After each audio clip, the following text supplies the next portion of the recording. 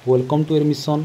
आमे पूर्व क्लास रे कुषाण मानकर सोर्सेस एवं तांकर ओरिजिन विषय पढ़ी।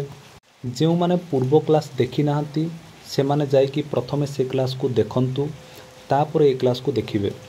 सेथरे बहुत भल भल इनफॉरमेशन दिया जाइछि जहा कि तुम मानक पई बहुत हेल्पफुल हेबो। आजिर क्लास रे आमे कुषाण मानकर राजा मानक विषय रे पढ़िबा। आमे प्रथमे पढ़िबा कुजल काडफासिस को विषय रे। से जने शक्तिशाली राजा थिले। तांकर शासन आरंभ होला ख्रीष्टाब्द 15 रे। जने चीन रो ऐतिहासिक थिले, तांकर नाम थिला फान ई।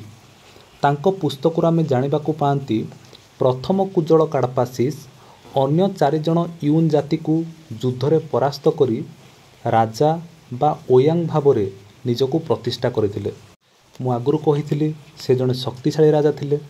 से ग्रीक एवं पाथियान मानकु युद्ध रे परास्त करी काबुल, कांधार, बैक्ट्रिया, पूर्व ईरान, भारतर पश्चिमांचल, अफगानिस्तान रो किछि अंश ए सबु को से अधिकार करथिले। तांकर साम्राज्य सिंधु नदी ठारू ऑक्सस नदी मध्य रे थिला बोली कहा जाए। एथिरो आमे जानिबा को पाउचंती से केते बड़ साम्राज्य गठन करथिले। कुषाण वंशर राजा माने मुद्रा प्रचलन करथिले। प्रथम कुजल काडफासिसंकर मुद्रारू आमे जानिबा को पाउचंती से जबन मानकु युद्ध रे परास्त करी भारतर तक्षशिला पर्यंत तांको साम्राज्य वृद्धि करथिले। एही परि भाबरे आमे जानिबा को पाइले प्रथम कुजल काडफासिस जने शक्तिशाली राजा थिले। आमे जानिले कुषाण माने मुद्रा प्रचलन करथिले। से विभिन्न प्रकार मुद्रा जेपर कि स्वर्ण, ताम्र एवं रौप्य मुद्रा प्रचलन करथिले। तांकर मुद्रा रे सर्वप्रथमे कुषाण माने तांकर नाम लिखिथिले। प्रथम कुजल काडफासिस तांकर मुद्रा रे महाराजाधिराज उपाधि रे निजको भूषित करथिले। तांकर मुद्रारू देखिबा को मिलिथाए से रोम रो अगस्ट सीजर को सहित संपर्क स्थापन करथिले। कुजल काडफासिसंकर मुद्रा रे तांकर नाम खारोष्टी लिपि रे लिखा जाइछि। आ गुटे बहुत बड़ इंपोर्टेंट क्वेश्चन, कुजल काडफासिस प्रथम धर्मस्थिति एवं सत्य धर्मस्थिति उपाधि रे निजको भूषित करथिले। पिला माने मन रखि थाओ, एटा होची गुटे इंपोर्टेंट क्वेश्चन। अनेक टाइम रे एहा एग्जाम रे आसी थाए शॉर्ट क्वेश्चन हिसाब रे। केतेक ऐतिहासिकक मतरे प्रथम कुजल काडफासिस शैव एवं बौद्ध धर्म ग्रहण करथिले बोली अनुमान करा जाए। से पाखापाखि 80 वर्ष काल जीवित थिले एवं तांकर मृत्यु ख्रीष्टाब्द 64 रे होइथिला। आमे एही परि भाबरे जानिबा को पाइले प्रथम कुजल काडफासिस जने शक्तिशाली राजा थिले। से बहुत अंचल को अधिकार करथिले।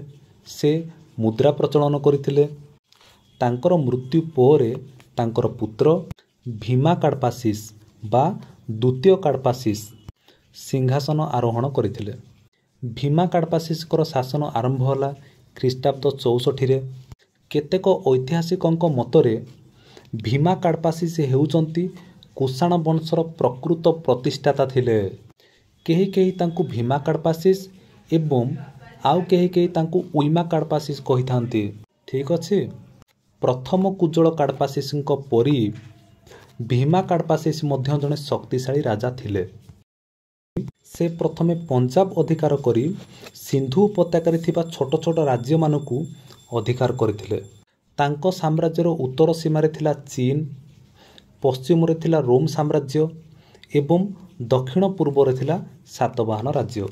एथिरु आमे जानिबा को पाइबा भीमा काडफासिस मध्य जने शक्तिशाली राजा थिले। से मध्य स्वर्ण मुद्रा प्रचलन करथिले। पाखापाखि से 8 प्रकार मुद्रा प्रचलन करथिले बोली कहा जाए। ठीक अछि। एवं तांको मुद्रा रे से राजाधिराज, महाराज, सर्वलोकेश्वर, महेश्वर उपाधि रे निजको भूषित करथिले। पिला माने आउ गुटे मन रखिथाओ इंपोर्टेंट क्वेश्चन, ताहा हेउची कुषाण मान निजको देवपुत्र उपाधि रे भूषित करथिले। आमे जानिचंती मुद्रार दुईटा पार्श्व अछि।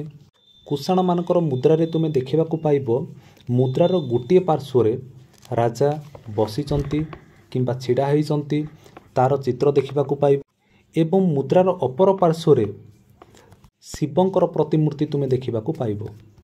एथिरो आमे जानिबाकु पाआंती भीमा कार्पासिस शिवंकर भक्त थिले बा से शिवंकु पूजा करुथिले।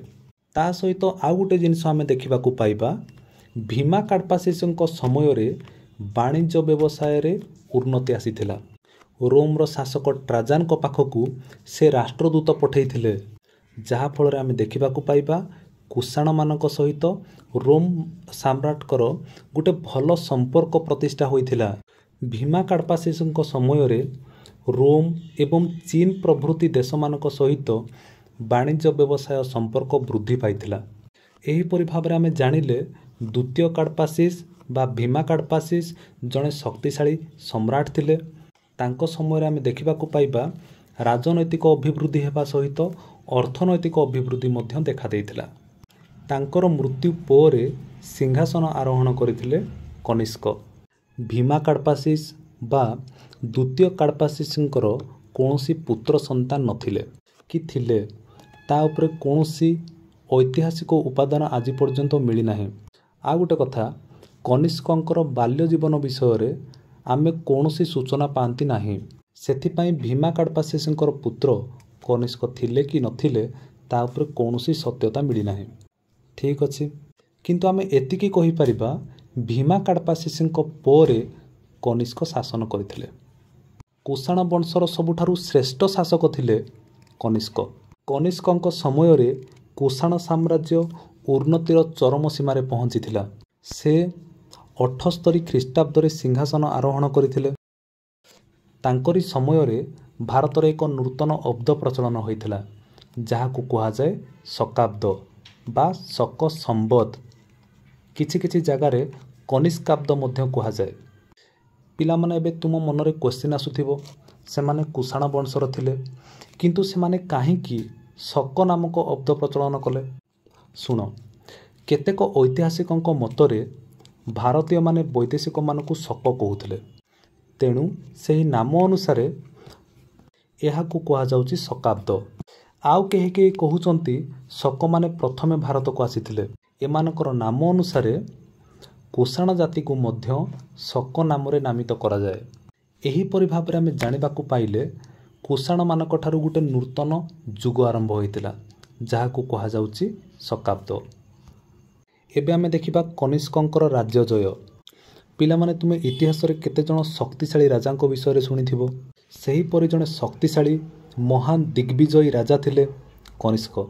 निजर पराक्रम बलरे से अनेक राज्य को युद्ध रे परास्त करिकी तांको साम्राज्य रे अंतर्भुक्त करथिले।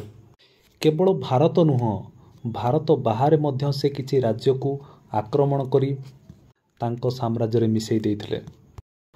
कनिष्कଙ୍କର पराक्रम एवं तांकर राज्य जय विषय रे आमे अनेक उपादान रु जानिबाकु पाइथाउ। जेपरि कि आमे देखिबा बौद्ध कीर्तिराजी एवं साहित्यिक उपादान रु आमे तांको विषय रे जानिबाकु पाइथाउ। कनिष्क जेतेबेले सिंहासन आरोहण करिथिले सेतेबेले तांकर साम्राज्य बहुत छोट थिला। ठीक अछि, तांकर साम्राज्य पूर्वरु अफगानिस्तान, बैक्ट्रिया, पार्थिया, सिंधु प्रदेशर किछि अंचल एवं पंजाब पर्यंत विस्तार लाभ थिला। किंतु कनिष्क जेहेतु जने शक्तिशाली सम्राट थिले, से एक विशाल साम्राज्य प्रतिष्ठा करथिले। तांकर सिंहासन आरोहण पोरे से तांकर दिग्विजयी आरंभ करथिले। से प्रथमे भारतर पूर्व दिगरे अग्रसर हेले। से प्रथमे एक विशाल सैन्य बाहिनी नेइकी अयोध्यार राजांकु युद्धरे परास्त करथिले। एहा परे से मगध आड़कू गति कले। बौद्ध धर्मग्रंथ निदान सूत्ररु जानिबाकू मिलिथाए से पाटलिपुत्र रे मगधर राजांकू परास्त करथिले। एहा परे पाटलिपुत्ररु प्रसिद्ध बौद्ध दार्शनिक अश्वघोषଙ୍କୁ तांको सह नेई आसीथिले। ता सहित आमे देखिबा से उत्तर भारतर अनेक अंचल जेपरि कि बुद्धगया, मथुरा, वाराणसी, कोशाम्बी, श्रावस्ती, राजपुतना एवं सिंधु अंचल को मध्य जय करथिले। से बंगर किछि अंश मध्य जय करथिले बोली कुहा जाए। कुमारलतांकर कल्पना मंडी टीकारु कनिष्कଙ୍କର पूर्व भारत जय विषय आमे जानिबाकू पाइथांती। एहा पोरे କନିଷ୍କ ପଶ୍ଚିମ ଭାରତ ଅଭିମୁଖେ ଯାତ୍ରା କଲେ।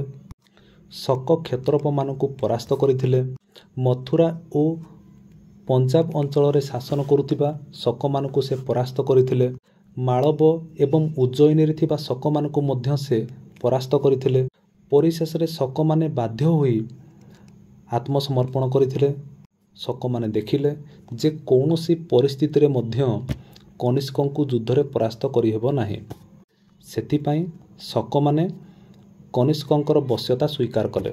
କନିଷ୍କଙ୍କର ଏହି ବିଜୟ ବିଷୟରେ ଆମେ ମଥୁରା ଓ ଭାୱଲପୁର ଠାରୁ ମିଳିଥିବା କନିଷ୍କଙ୍କର ଲିପି ଓ ସାଞ୍ଚି ଠାରୁ ମିଳିଥିବା କୁଷାଣମାନଙ୍କର ଅନେକ ଲିପିରୁ ଜାଣିବାକୁ ପାଇଥାନ୍ତି।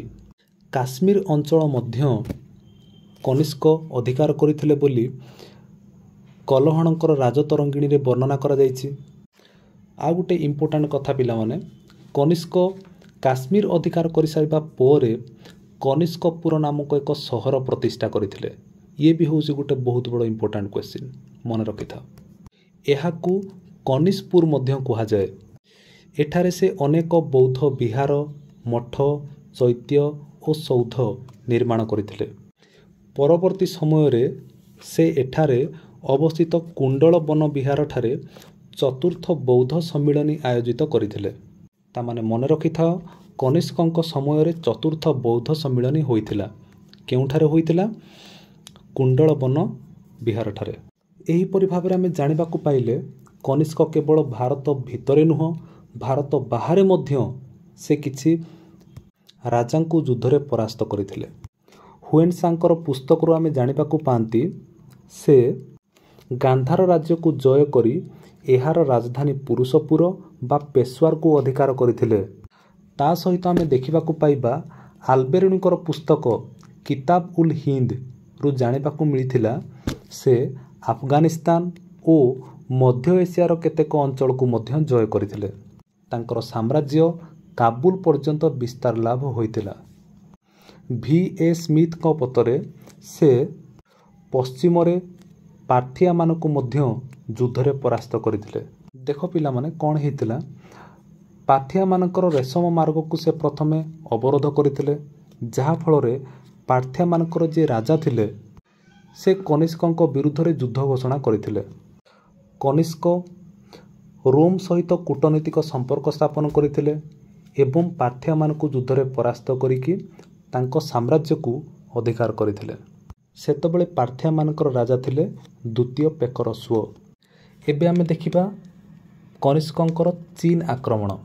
ଆମେ ଦେଖିବା କୁଷାଣ ବଂଶର ଦ୍ୱିତୀୟ କାଡ଼୍ପାସିସ୍ ଯେଉଁ ସମୟରେ ଶାସନ କରୁଥିଲେ ସେହି ସମୟରେ ଚୀନରେ ଜଣେ ସେନାପତି ଥିଲେ, ତାଙ୍କର ନାମ ଥିଲା ପାନ୍ ଚାଓ।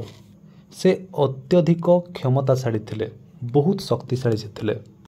ପାନ୍ ଚାଓ କୁଷାଣମାନଙ୍କ ଉପରେ ଆକ୍ରମଣ କରିବା ପାଇଁ ଚାହୁଁଥିଲେ, କିନ୍ତୁ ସେହି ସମୟରେ କୁଷାଣମାନଙ୍କର ରାଜା ଦ୍ୱିତୀୟ କାଡ଼୍ପାସିସ୍ ତାଙ୍କୁ କର ଦେବା ପାଇଁ ବାଧ୍ୟ ହୋଇଥିଲେ। ପରବର୍ତ୍ତୀ ସମୟରେ କନିଷ୍କ ଏହି ଘଟଣାକୁ ସହିପାରିନଥିଲେ। ସେଥିପାଇଁ ସେ ଚୀନ ଆକ୍ରମଣ କରିବା ପାଇଁ ଚିନ୍ତା କରିଥିଲେ। ସେ ନିଜକୁ ଦେବପୁତ୍ର ଉପାଧିରେ ଭୂଷିତ କରିଥିଲେ। ଚୀନରେ ସେତେବେଳେ ହାନ୍ ରାଜବଂଶ ଶାସନ କରୁଥିଲା। ଆମେ ବୌଦ୍ଧ ଧର୍ମଗ୍ରନ୍ଥ ନିଦାନ ସୂତ୍ରରୁ ଜାଣିବାକୁ ପାଇଥାନ୍ତି ଚୀନର ରାଜକୁମାରୀକୁ ବିବାହ କରିବା ପାଇଁ କନିଷ୍କ ଜଣେ ରାଜଦୂତଙ୍କୁ ପଠାଇଲେ ଚୀନକୁ ବିବାହ ପ୍ରସ୍ତାବ ନେଇ। ସେହି ସମୟରେ ପାନ୍ ଚାଓ ଯିଏକି ଚୀନର ସେନାପତି ଥିଲେ ସେ ରାଜଦୂତଙ୍କୁ ବନ୍ଦୀ କରିଥିଲେ। ଏଥିରେ କ୍ଷୁବ୍ଧ ହୋଇ କନିଷ୍କ ପାଖାପାଖି 70,000 ଜଣ ଅଶ୍ୱାରୋହୀଙ୍କୁ ନେଇକି ତାଙ୍କର ସେନାପତି ସି ଚିଙ୍କୁ ଚୀନ ଅଭିମୁଖେ ବା ଚୀନକୁ ପରାସ୍ତ କରିବା ପାଇଁ ପଠାଇଲେ।